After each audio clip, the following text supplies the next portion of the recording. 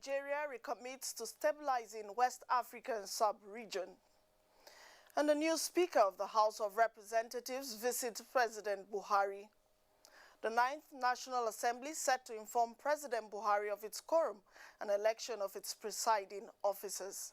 Good afternoon and welcome to Panorama, reaching you on the network service of the NTA. I am Ogwa Vivian Onyedibia. Stay tuned.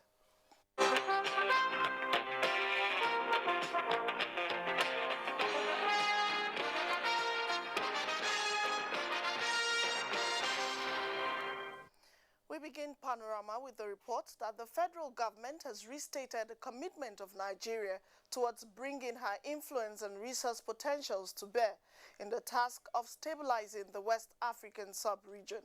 President Muhammadu Buhari stated this while granting audience to the Special Representative of the United Nations Secretary General for West Africa and the Sahel, Mohammed Ibn Chambers. State House correspondent Adamu Sambu completes the story.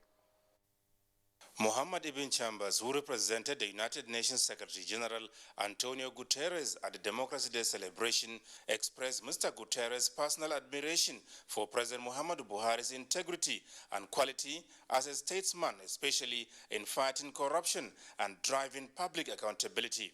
He said the United Nations appreciated the Nigerian leader's commitment to tackling poverty, terrorism and insurgency, as well as recharging the receding Lake Chad.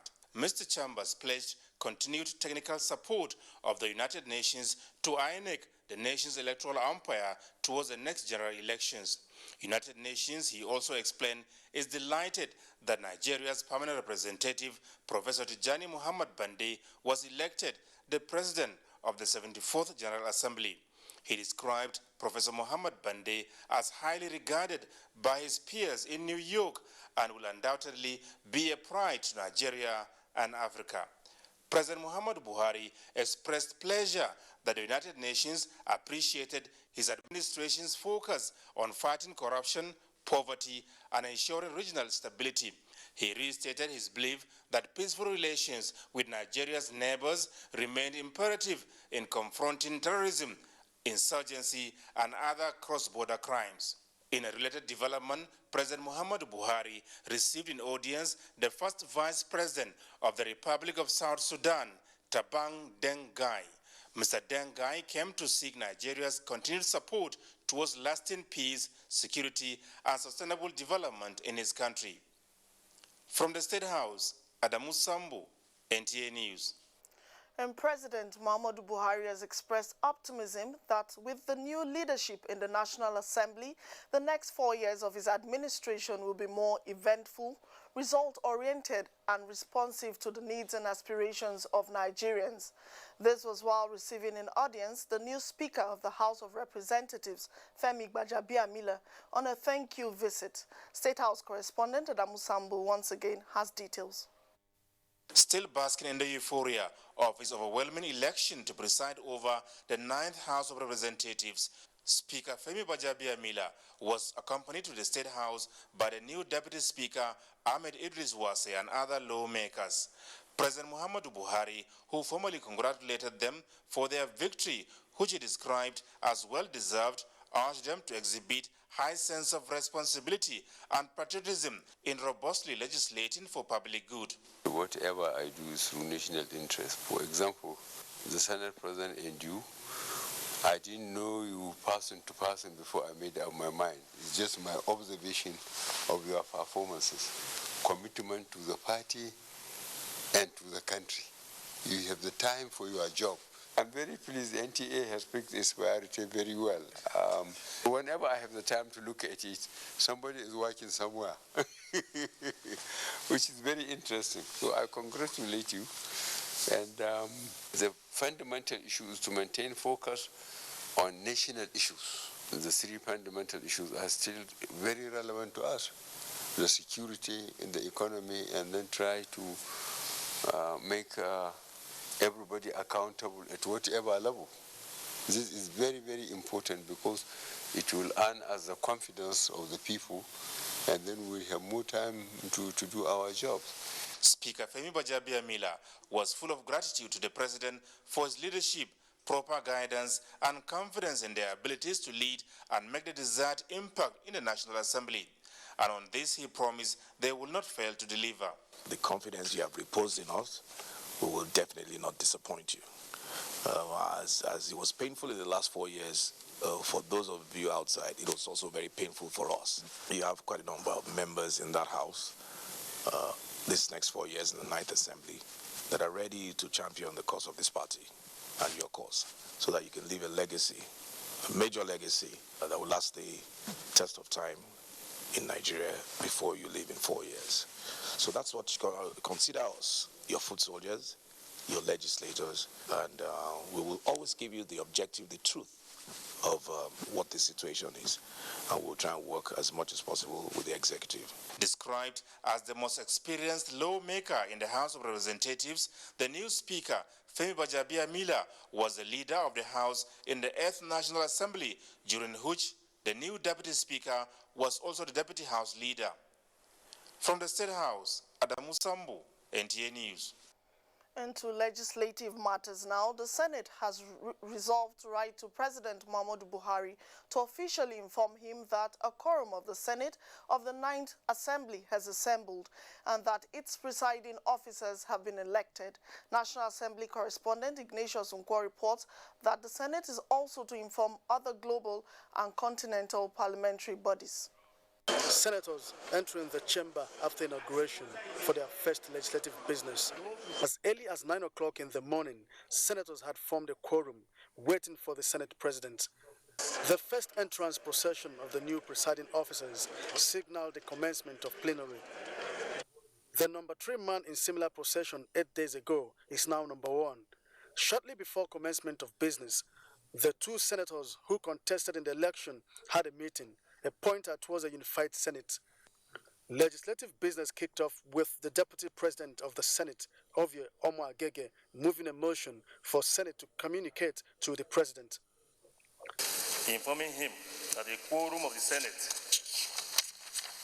assembled and that the presiding officers of the 9th Assembly of the Senate has been elected as a message to Mr. President CNC, informing him that a quorum of the Senate has assembled and that the presiding officers of the 9th National Assembly of the Senate have been elected. Say aye. Those against say nay. The ayes have it. The first motion of urgent public importance in the 9th Senate came from Senator Istifanus Gyang from Plateau State. He called for deliberation on the President's Democracy Day speech. The motion was shut down. In view of the interest it has generated, say aye. Those against say nay. The nays have it. Senate President Ahmed Lawan announced the composition of an ad hoc committee that will see to the allocation of seats and offices to the new senators within 2 weeks. Senator Abubakar Kyari, Chairman. Senate sworn-in Senator Rochas Okorocha, representing Imo West Senatorial District of Imo State. But without the judiciary, I wouldn't have been here. And I also want to thank the INEC for owning up boldly and doing the right thing. Now with this inauguration, 108 senators have been inaugurated, remaining 1 from Imo North. Senate has adjourned till Tuesday, the 2nd of July 2019. From the National Assembly, Ignatius Nkwo, NTA News. And similarly, the House of Representatives has directed House Clerk to formally communicate to President Muhammadu Buhari on the election of its Speaker Femi Gbajabiamila and Deputy Speaker Ahmed Idris Wasi for the 9th Assembly, having assembled and formed a quorum. National Assembly correspondent Lami Ali reports. Bringing to the notice of the President the election of new presiding officers is in line with legislative rules. The Speaker, Femi Gbajabiamila, while presiding at Thursday's plenary, which is also the first day of legislative business as the House of Representatives, directed the clerk, Patrick Giwa, to advise the Secretary to the Government of the Federation. To inform the President, Commander-in-Chief of the Armed Forces of the Federal Republic of Nigeria, that the House had been properly constituted and ready to receive any messages he may wish to transmit.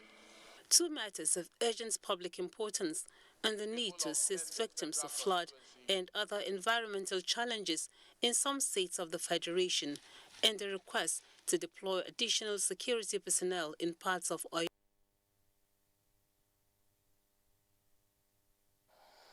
We apologize for the abrupt end to that report. Moving on to legislative matters, the Presidential Election Petitions Tribunal sitting in Abuja has fixed the 24th of June for ruling on the existence of or otherwise of a storage server belonging to the Independent National Electoral Commission, INEC. Inspection of the purported INEC server is one of the prayers of Atiku Abubakar of the PDP in his petition. Olabode Arewa reports. The Presidential Election Petitions Tribunal resumed proceedings with the continuation of its pre-hearing session. Counsel to Atiku Abubakar, Chris Uche, Senior Advocate of Nigeria, informed the court of his earlier motion to allow an inspection of the card readers and alleged storage servers used by INEC for the February 23, 2019 presidential election. Counsel to INEC, Ustaz Usman, Senior Advocate of Nigeria, however prayed the tribunal to dismiss Atiku's prayer, saying INEC does not have a storage server as all the election results were collated manually. He also cited the 6th of March 2019 ruling of the court, which disallowed Atiku from inspecting any INEC server.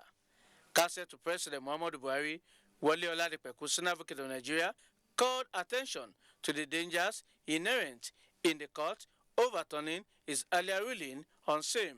The Presidential Election Petitions Tribunal deferred its ruling to the 24th of June 2019.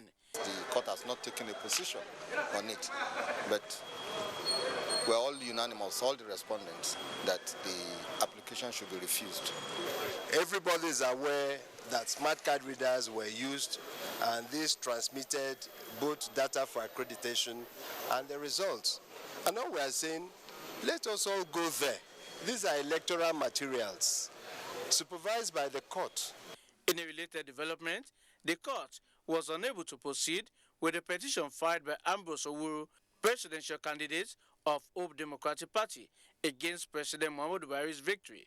This is due to the inability of the party's factions to agree if they should continue with the petition. In Abuja, Olabode Arewa, NTA News. This is Panorama reaching you live from Abuja. We go on a short break now. Panorama continues after. The struggle for independence had been a long and tough one. Our founding fathers and compatriots sacrificed their comfort and even shed their blood. We cannot at this point in history afford to spirit away their sacrifices for immediate but temporary gains of today. Let us emphasize what unites and not what divides us. Working for the unity of purpose with a stronger vision for a better tomorrow. NTA, growing with the nation. Together, no matter where you come from, no matter your religion, we are one. Let's live together. Let's stop fighting each other.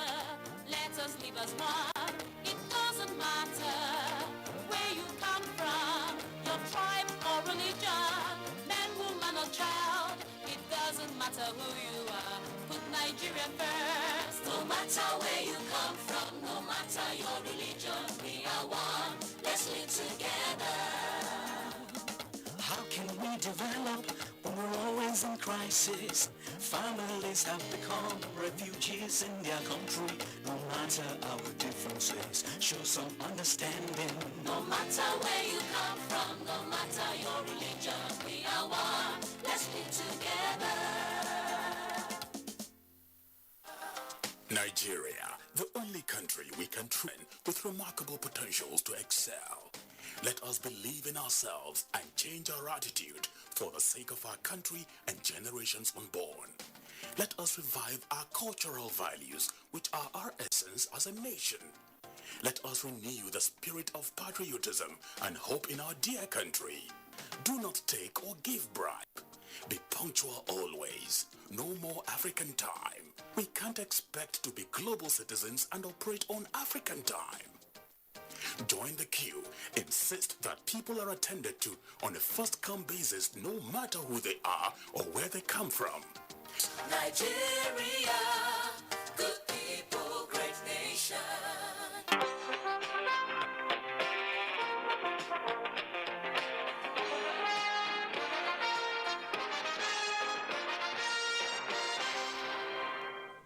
Thank you for staying tuned.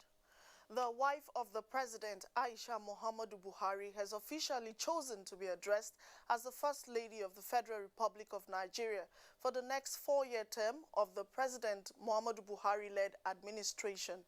Mrs. Buhari stated this at the dinner and award night she organized in honor of the wives of immediate past and the incoming state governors of Nigeria. State House correspondent Aliu Kabir reports. The wives of the 36 state governors of the Federation have also been supportive to the activities of Mrs. Buhari at the state level through their various pet projects, as well as complementing their husbands and enhancing the lives of their people.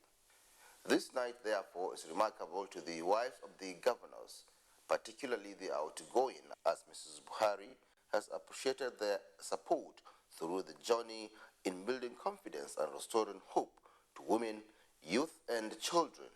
12 immediate past governors' wives were awarded by the Nigeria's First Lady, comprising Adamawa, Borno, Bauchi, Gombe, Imo, Kwara, and Lagos. Others are Nasarawa, Ogun, Oshun, Oyo, and Zamfara State. In the last 4 years, many of you have impacted positively in the lives of people in your states and even beyond. Specifically, you have touched lives, your hands have healed the sick and transformed the faces of sadness into those of smiles. For this, you will be remembered and judged positively by posterity and history. I congratulate you for this smooth beginning. Beyond being wives of governors who have public mandates with duty to support, we must also be committed in championing the cause of vulnerable in our society. Mrs. Buhari also awarded some personalities for their support towards the successful implementation of her laudable programs and activities through the Future Assured and Aisha Buhari Foundation. They include the wife of the Vice President Dolapo Shimbajo, Senior Special Assistant to the President on Household and Special Events Mohammed Sarki Abba, and the Senior Special Assistant to the President on Administration Dr. Hajo Sani. When my husband was elected newly, I personally choose to be called the wife of the president. And after a while, I realized that it's causing a lot of confusion at the state levels, because many wives of the governors are confused either to use the first lady or to use of the wife of the governors. But for the interest of the 36 wives of the governors, I want to be called the first lady of Nigeria this time. The governors' wives had earlier met at the First Ladies' Conference Hall to elect their leaders, with the wife of the governor of Niger State, Dr. Amina Sani Bello, emerged as the president of the Northern Governors' Wives Forum, while the Edo State Governors' Wives, Besti Obaseki, emerged as the president Southern Governors' Wives Forum. From the State House, Aliu Kabir, NTA News. And moving on, stigmatization and discrimination and words too familiar with persons living with albinism. As Nigeria joins the world to mark International Albinism Awareness Day, attention is being drawn to the plight of this group of persons and how resilient they have been against all odds. Glory Ekanem reports. 29-year-old master's degree holder Eunice Uchechi Umokocha has been searching for a job for the past 7 years. Despite her qualifications, she has been rejected severally due to the color of her skin. I've had series of biopsies, like 6 of them, because I was not aware that the sun was actually affecting my skin. The myth then was salt. I shouldn't eat salt, I shouldn't eat pepper, that all these things will give me the skin burn, the freckles, and the black spots.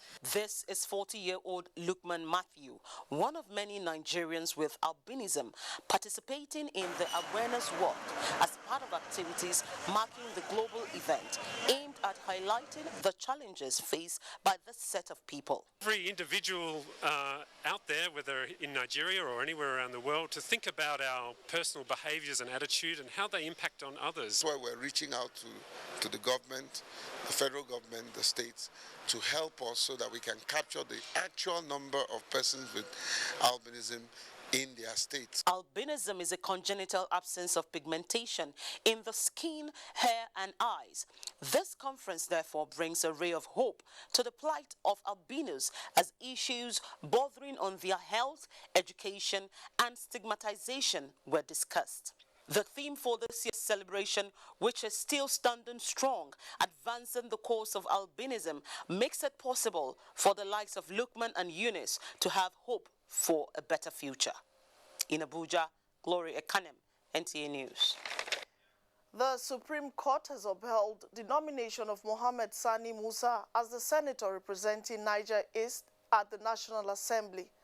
In a unanimous judgment delivered by Justice Olukayode Ariwola, the Supreme Court held that Musa was the actual candidate of the APC at the last general elections, having validly defeated the incumbent, Senator David Umaru, who was among the 107 senators inaugurated this Tuesday.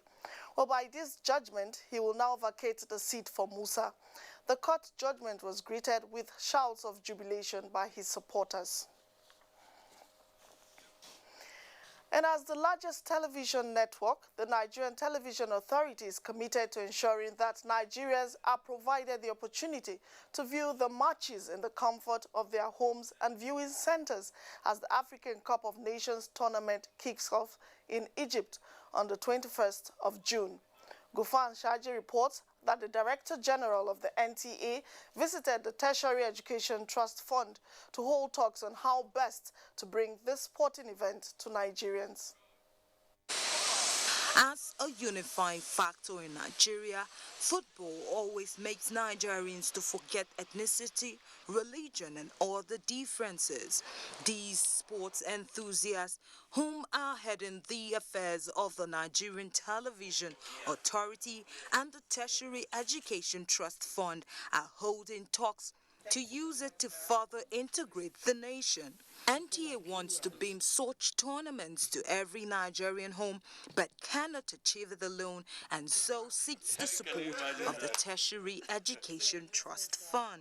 It's a credit to this administration that for the first time in 6 years, Nigeria has qualified to participate in this continental tournament.